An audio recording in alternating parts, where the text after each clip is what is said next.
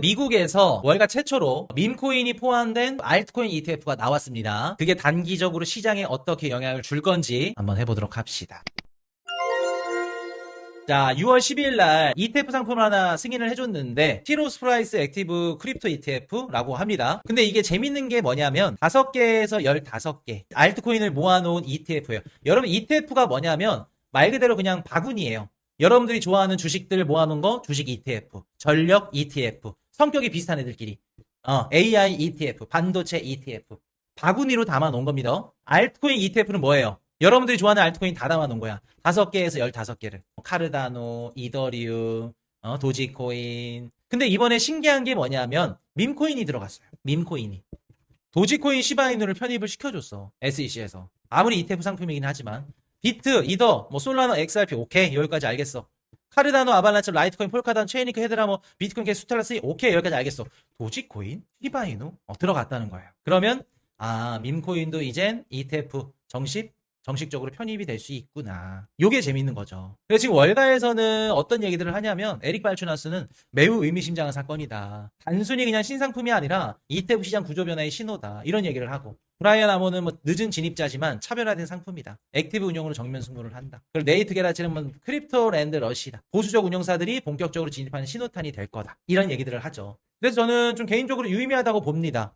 그리고 ETF를 보통 주로 이제 뭐 투자를 하거나 구입을 하는 게 이제 뭐 기관들이나 아니면 개인 투자자들 이런 애들인 거니까 기관들도 또 구입을 할 수 있겠죠. 충분히. 지금 보시면 요거 민코인 ETF 아니어도 비트코인 프리미엄 인컴 ETF라고 다양한 ETF들이 엄청 많이 나오고 있어요. 골드만삭스도 나오고 비트와이즈도 나오고 이런 식으로. 요게 그 비트코인 프리미엄 인컴 ETF가 뭐냐면 비트코인을 현물로 보유하는 것과 콜 옵션 매도를 결합한 인컴형 ETF라고 보시면 돼요. 쉽게 말해서 비트코인을 보유하면서 매도 옵션을 팔아가지고 정기적으로 그냥 프리미엄 수익을 받는 거야. 그러니까 현물 보유랑 콜옵션 매도 요 두 가지 역할을 할 수 있는. 그래서 지금 뭐 블랙록의 프리미엄 인컴 ETF도 그렇고 밈코인 포함한 ETF도 그렇고 다양한 암호화폐 관련된 ETF가 만들어지고 있다. 그래서 제가 아까 말씀드렸죠. 월가의 기관들이 지금 이미 RWA 생태계나 아니면 이더리움 땅을 보고 있고 다양한 ETF 상품들을 팔고 있고 준비를 깔고 있다고요 지금. 근데 이 준비를 깔고 있는 상태에서 상품의 가격이 올라가. 싫죠. 내가 딱 준비가 된 상태에서 상품 가격을 싹 올려가지고 팔아야지 지네들한테 이득이 되는 거지. 지금 더 올라가면 좋지 않죠. 걔네들 입장에서는. 자, 그럼 여러분들 일단은 장점부터 설명을 드려볼게요. 자, 첫 번째, 개인주도 변동성이 완화된다. 여러분들 지금까지 우리 알트코인 시장은 누가 이끌었냐면 개미들. 그리고 그 개미들을 또 이끌었던 건 누구냐면 그 시장의 플레이어들. 채굴장, 재단, 아니면은 뭐 비트코인 뭐 관계자, 뭐 큰손 이런 애들, 고래들 이런 애들이 했다면 이제는 개인 투자자에서 뭘로 바뀐다? 기관 구조, ETF 구조로 바뀌는 거죠.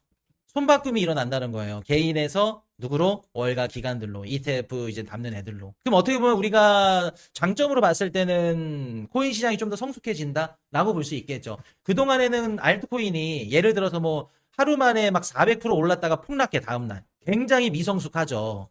개인들이 올렸다가 아니면 뭐 흔히들 얘기하는 막 세력들, 뭐 MM 애들 이런 애들이 올리니까 막 이틀 3일 만에 쭉 올렸다가 떨어지고 이런 모습이 보였다면 이제는 알트코인들도 어느 정도 체계적으로 올랐다 떨어지는 그런 모습을 보일 가능성이 높죠. 시바이누 도지코인 막 1000% 올랐다 90% 폭락해. 이런 거보다는 이렇게 올라가는 좀 체계적으로.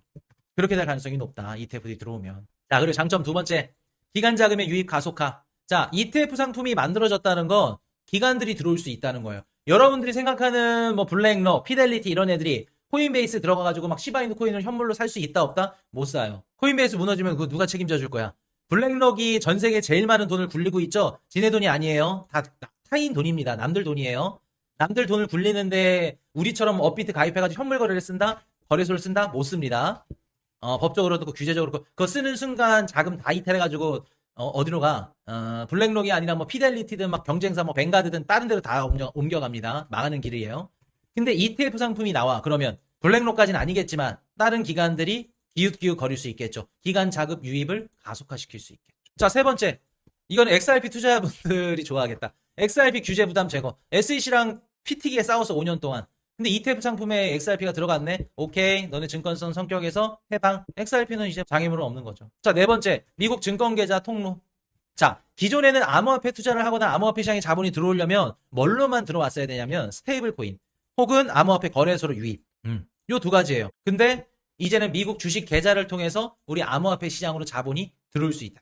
주식 시장에 있는 자본도 야 코인 요새 좋더라. ETF 담아볼까? 자연스럽게 주식 시장에 있는 돈이 연결이 된다는 거죠. 단점 이제 얘기 드릴 겁니다. 전 안 팔릴 거라고 봐요. 한 해에 생겼다가 없어진 ETF 상품만 몇 개인 줄 아세요? 수백 개, 수천 개예요. 여러분들이 잘 되는 블랙록, 뭐 아이비트코인, 뭐 이더리움, 뭐 이런 ETF, 요런 ETF만 봐서 그런데 한 해에 수없이 수천 개의 ETF들이 없어져요. 좀 초쳐서 죄송한데 좀 밈코인 ETF 이것도 없어질 가능성이 높다고 봐요. 밈코인 ETF가 나왔다 그래서 당장 코인 가격이 상승할 수 있을까요? 당장 가격 상승 기대는 어려워요. 죄송합니다. 똥 뿌리는 얘기가지고 죄송해요. 당장 가격 상승은 어렵습니다. 실제로 ETF 거래 시작도 아니고 요거 실질적으로 기관들이 법률적으로 다 해석을 하고 자문 구해서 또 고객들 자산운용사들 막 다 얘기해가지고 설득시키고 뭐 하고 하려면 6개월에서 1년은 걸려요. 실질적으로 ETF 담는다 하더라도 우리가 좀 기대할 만한 네임밸류 거물급 애들은 못 담아요. 첫 번째, 당장 가격 상승 기대는 어렵다. 두 번째, 알트 ETF 수요는 아직 약하다. 똑같은 얘기죠. 비트코인, 이더리움 말고는 쉽지 않아요. 그래서 제가 항상 말씀드리는 게 여러분들 다음 사이클까지 살아남을 수 있는 가능성이 가장 높은 코인 두 가지를 꼽자면 비트, 이더예요. 물론 뭐 솔라나나 뭐 나머지들도 살아남을 가능성은 있죠. 근데 아직까지 우리가 확실하게 기관들한테 선택을 받을 수 있는 코인은 두 가지밖에 없어요. 비트, 이더예요. 이더도 어떻게 될지 몰라. 솔직히 말씀드리면. 근데 전 개인적으로 다음 사이클까지 살아남을 가능성이 높다라고 보거든요. 근데 이건 제 개인적인 생각인 거고. 그래서 지금 알트 ETF 수요는 아직 약하다 싶지 않아. 자, 세 번째, 액티브 운용의 양면성. 매니저 재량이 수익률을 결정한다. 알트 비중이 기대보다 낮을 수 있음. 네 번째, 제일 중요한 거, 알트 사이클의 자체 변화예요. 기존에는 알트 상승장이 찾아오려면 어떤 식으로 상승장이 왔어야 되냐면 비트코인, 이더리움, 그리고 이더리움 상승할 때 나머지 알트코인들로 자본이 쏠리면서 알트장이 와요. 그리고 나서 밈코인, 그리고 뭐 AI, RWA, 게임파이, 섹터별로 순환매 장세가 시작이 돼요. 그럼 순서는 항상 비트, 이더, 대형 알트, 밈코인. 그러니까 우리가 삼각형, 낙수 효과 우리 설명할 때 요거 봤을 때 요게 비트고 요게 이더리움이고 밑에가 알트. 알트도 이더리움도 알트예요. 비트, 이더, 알트 요 순으로 흘러요. 근데 이제는 그렇게 안 흐를 가능성도 높다는 거죠. 왜 그러냐? ETF가 만약에 잘 팔려. 그러면 나머지 알트코인 다 죽속에 있는데 해당 ETF 관련된 코인들 혹은 해당 알트코인만 하나만 쭉 올라갈 수 있겠죠. 기관들 선택을 받아서. 무조건 비트, 이더, 알트 이 순서가 안 될 수도 있다는 거예요. 여러분들. 이제는 알트 사이클이 자체적으로 변화될 수도 있다고. 우리가 이 가능성을 열어두셔야 된다고요. 무조건 비트, 이더, 알트 요 사이클이 아닐 수 있다고요. 그럼 코슈님 만약에 올해 상승장이 온다고 하면 요대로 가지 않을까요? 네, 올해는 요대로 갈 가능성이 높아요. 제가 말씀드리는 거는 암호화폐 시장에 모든 기관들이 들어와서 진짜 알트코인들도 ETF로 거래가 되는 그 순간 그때는 우리가 바뀔 수 있다. 근데 지금 현실적으로는 비트가 올라야, 이더가 올라야 알트코인 상승장이 온다. 지금은. 왜? 기관들이 이렇게까지 아직 못 들어왔으니까. 그렇게 볼 수 있겠죠. 다섯 번째. 여러분의 밈코인 ETF 출시됐죠. 그리고 블랙록의 비트코인 프리미엄 인컴 새로운 ETF 출시됐죠. 얼마 전에 CFTC가 선물 비트코인 파생 상품 승인해줬죠. 자, 봅시다. 이게 암호화폐 시장에 어떤 영향을 끼칠까요? 블랙록의 비트코인 프리미엄 인컴 ETF만 볼게요. ETF만 사면 현물 보유에다가 콜옵션 매도하는 그 기능이 다 들어가 있어요. 이런 무슨 뜻일까요, 여러분들? 자, 이거를 예시로 한번 설명을 해볼게요. A라는 기관이 비트코인 시장에 들어와서 투자를 하고 싶어요. 기존에는 코인베이스 거래소에 들어가서 현물 거래를 매수합니다. 현물을 매수하면서 막 매도하면서 막 샀다 팔았다 해. 쏠쏠해. 근데 수수료가 좀 비싸, 코인베이스가. 걔네밖에 없거든요, 현물 거래가. 뭐 크라켄도 있지만 어쨌든 간에 코인베이스 쓰니까.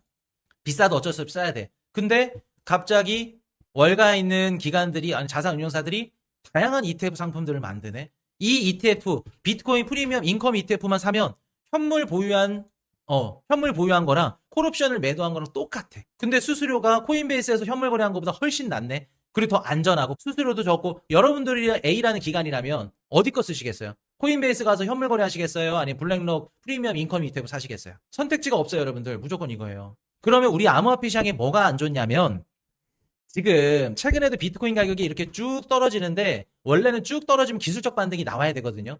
힘없이 꼬꾸라져. 기술적 반등이 우리가 흔히 하는 얘기가 숏스퀴즈라고 합니다. 본인의 포지션이 깨질 것 같아서 현물 시장에서 매수를 해가지고 포지션을 지키는 게 숏스퀴즈예요. 근데 코인베이스에서 현물 매수세가 지금 씨가 말랐죠. 현물 매수 안 해요. 수수료 비싸게 누가 해? ETF 상품 잘 나오는데. 그럼 여러분들 암호화폐 관련된 ETF 상품들이 다양하게 막 잘 나오고 많이 나오잖아요. 그러면 코인베이스든 뭐 크라켄이든 바이낸스든 기관들이 쓰는 현물 거래 매수세가 줄어든다. 이건 우리 암호화폐 시장의 악재죠. 안 좋은 거죠. 쇼스키즈가 나와야지만 기술적 반대가 나오는 건데 힘없이 꼬꾸라져 버리잖아요. 그냥 60K까지. 공매도 깨지면 쇼스키즈죠. 숏을 때렸어. 가격 올라갈라 하네. 그러면 어떻게 해야 돼요? 매수를 해야지. 포지션 청산 안 나가려고 하면은. 근데 그게 나올 수가 없다고. 왜? 코인베이스에서 현물 매수를 지금 하지를 않으니까. 하더라도 어떻다? ETF 상품들을 다 보니까. 수수료 비싸고 쉽지 않죠. 여러분들 암호화폐 시장이 좀 건강하게 상승장이 시작이 되려면 어떻게 시작이 돼야 되냐면 현물 거래소에서 현물 매수세가 받쳐줘야 돼. 다량 현물을 매수하면서 긁어 제껴야 암호화폐 상승장이 차근차근 좀 뭐라 그럴까 탄탄하게 올라가거든요. 근데 지금 최근에 80K까지 갔었죠. 그때 제가 우리 하우스 방송에서 온체인 데이터 특집으로 말씀을 드렸습니다. 아, 이거 상승장, 이거 좀 불안하다고. 그때 말씀드렸던 게, 이거는 현물거래 매수세가 받쳐주면서 탄탄한 상승장이 아니라, 파생 상품에 의해서 올라간 상승장이다. 이거 떨어지면 꼬꾸라져요. 그리고 말씀드리고 나서 실제로 60K까지 꼬꾸라졌죠. 쭉 꼬꾸라져요. 그래서 ETF가 나오는 게 단기적으로 봤을 때는 쉽지 않다. 자리 잡기 전까지는. 좋지 않다. 그래서 우리가 중장기적 관점으로 봤을 때는 민코인 ETF나 다양한 ETF가 어쨌든 간에 월가 기관들이 암호화폐 시장에 들어온다는 뜻이고, 그리고 월가 기관들이 암호화폐 시장에 들어와서 다양한 상품들을 만든다는 건 그 상품들을 광고할 수밖에 없다는 거예요. 왜? 상품을 만드는데 돈이 들 거고 결국에는 그 상품들을 팔기 위해서 전 그 월가에 있는 모든 애널리스트 동원해가지고 보고서 내고 암호화폐 내고 걔네들이 가격을 지락펴락 하는 거예요. 근데 지금 비트코인 가격이 못 올라간다? 그 말은 즉슨 아직 얘네들이 상품 팔 준비가 안 됐다. 이더리움 가격이 못 올라간다? 못 올라가는 게 아니라 안 올라갈 가능성이 높다. 왜? 프랜차이즈를 해야 되는데 아직 땅을 못 골랐어요. 더 좋은 땅을 골라야 되고 더 많이 사야 되는데. 그럼 우리가 그런 생각을 갖는다고 하면은 지금 월가 기관들이 뭐를 하고 있을까요? 암호화폐 시장 생태계에서도 저평가되어 있는 자산들을 계속해서 긁어 모으겠죠. 이해되셨나요, 여러분들? 4년 만간기 깨졌다고 말씀드렸잖아요. 기간 때문에. 지금까지 보지 못한 패턴이에요. 지금 많은 분들은 지금 4년 반감기 사이클대로 가고 있다고 생각들을 하시죠? 결과론적인 거라니까. 10월 달부터 암호화폐 가격이 반등이 나와. 그럼 4년 반감기 사이클대로 가는 거예요? 근데 이미 2년 전부터 깨졌다니까? 24년도 그 1월 달에 비트코인 현물 ETF 승인되고 나서 3월 달에 전고점을 깨버렸죠? 그건 어떻게 설명을 할 거야? 여러분들 반감기 사이클이라는 게 공급과 수요의 법칙에 의해서 가격이 움직이는 건데 이미 반감기가 끝나기도 전에 가격이 고점을 뛰어넘어 버렸다니까? 그럼 그게 이미 뚫렸다는 거지. 그래서 여러분들 좋은 점도 있지만 단기적으로는 이게 가격 상승으로 연결되지 못한다. 그렇게 보시면 될 것 같아요. 그래서 긍정적인 측면도 있고 현실적인 한계, 투자 점검도 있다.